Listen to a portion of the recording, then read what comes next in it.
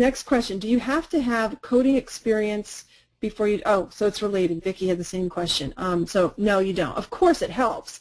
I mean, if Boyd went to take it and he hasn't studied, then he's, you know, obviously not going to pass. So experience helps you.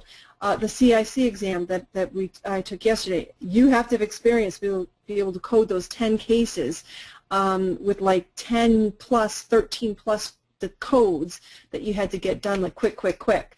So experience definitely helps. That's why we stress taking practice exams, timed practice exams to, you know, get your speed up. But they're suggesting, those are suggestions. Yeah. Study resources for CPC-H. What are some good study resources for the reimbursement portion?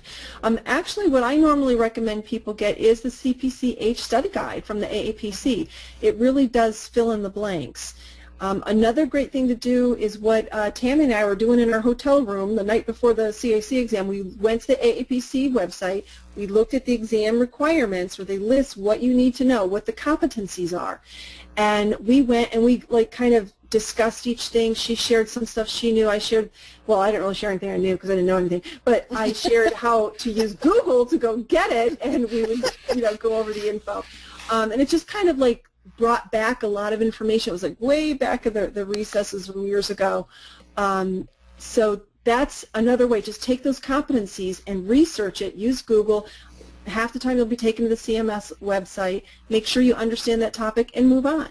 Okay, and that's really how we build our courses. So we look at the competencies that you're going to, you know, be tested on.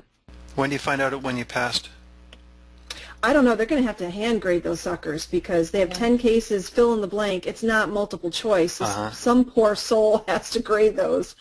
So I think Tammy said something about 4 weeks, or which would make sense. So yeah, not soon. So, yeah.